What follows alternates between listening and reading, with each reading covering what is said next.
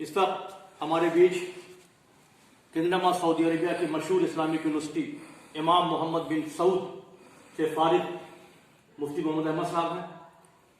मुफ्ती अहमद साहब, महर के सिलसिले में जहाँ तक मेरी नॉलेज है, महर के सिलसिले में हमारे गैर मुस्लिम भाई बहुत कम जानते हैं, और गैर मुस्लिम भाइयों का तस्करा क्यों खुद हमें से बेपनाह लोग ऐसे हैं, तमाम लोग ऐसे हैं, खुद मैं भी शामिल उसमें हूँ कि महर के सिलसिले में हमारी जो नॉलेज है, हमारी जो वो है इन्फॉर्मेशन है, बहुत कम है।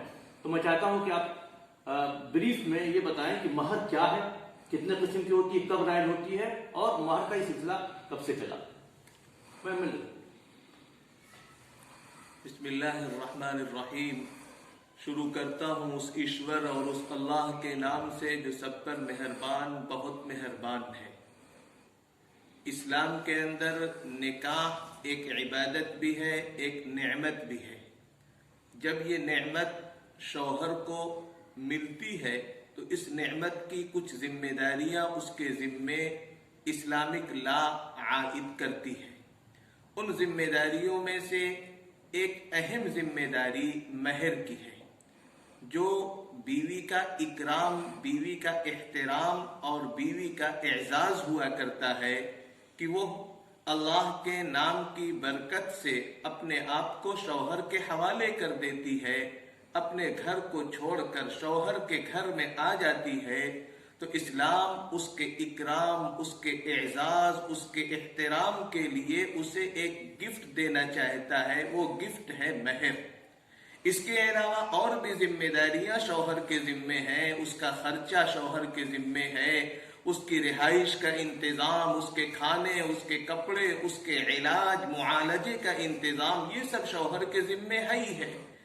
इसके अलावा महर एक स्पेशल हक है जो सिर्फ बीवी का होता है, उस पैसे में किसी का कोई दखल नहीं होता। औरतों वाली सूरतुन निसा ही में अल्लाह ताला ने फरमाया है, वआतुन निसा सदुकातिहिन्ना निहला, तुम औरतों को उनके महर इंतहाई खुश दिली के साथ दे दिया करो।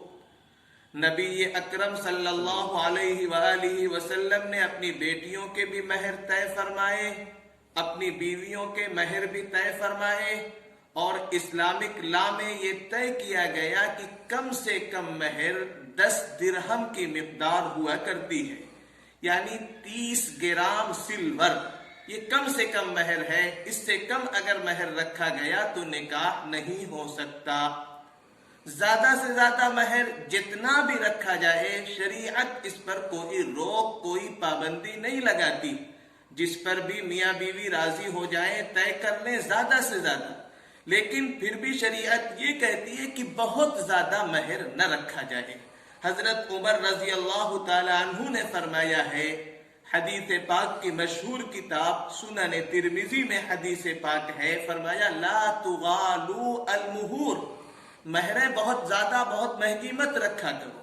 सबसे मुनासिब महर वो होती है जिसे अल्लाह के पाक रसूल सल्लल्लाहु अलैहि वसल्लम ने अपनी बेटियों के लिए तय फरमाया। हजरत फातिमा रजी अल्लाह अन्हा का जो महर तय फरमाया वो हमारे समाज में महर फातिमी के नाम से जाना जाता है। यही वो महर था जो आपने अपनी बाकी 3 बेटियों के लिए भी तय फरमाया था।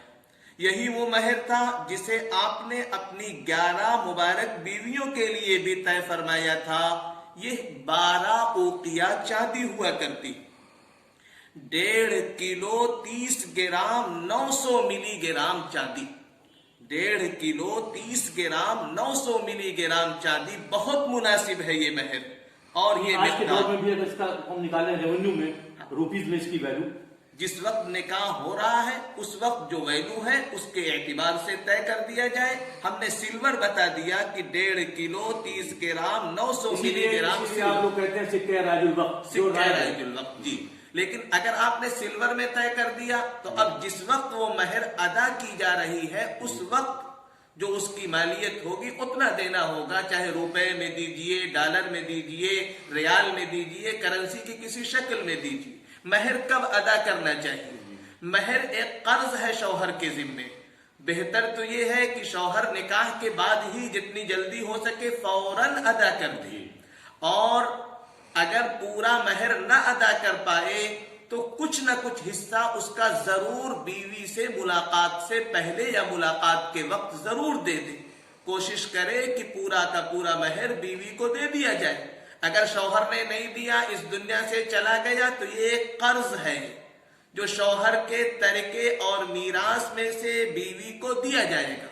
ایک اور بات ذکر کر دو کہ اسلام کے یہاں شادی میں، اسلامی نکاح میں کل 3 خرچ ہیں. ایک خرچ جو سنت درجے کا ہے وہ ہے نکاح کے بعد چھہاروں کا، کھجوروں کا، مٹھائی کا تقسیم کرنا. یہ سنت درجے، شیرینی تقسیم کرنا، یہ شوہر کے ذمے.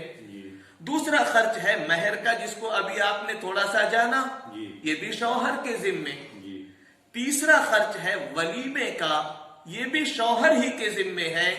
اسلامک لا میں ان 3 خرچوں کے علاوہ شادی میں اور کوئی خرچ نہیں ہے. یہ تینوں خرچ اسلامی قانون میں شوہر کے ذمے ہے. گھر اس کا بس رہا ہے، خوشی اسے ہو رہی ہے، گھر اس کا آباد ہو رہا ہے، تو اسے خرچ کرنا چاہیے اور اسے اپنی ذمہ داری نبھانا چاہیے. ہم بہت سی رسوم و رواج کی جکڑنوں میں پھنس گئے ہیں، جس کی وجہ سے ہمیں سمجھ میں نہیں آتا کہ اسلامی نظام اور اسلامی قانون شادی کے تعلق سے، نکاح کے تعلق سے، مہر کے تعلق سے، ولیمے کے تعلق سے کیا ہے.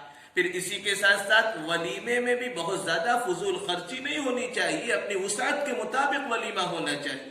کھانے کا انتظام ہو جائے بہت اچھا، ناشتے کا انتظام ہو جائے، چائے پر بلا لیا جائے.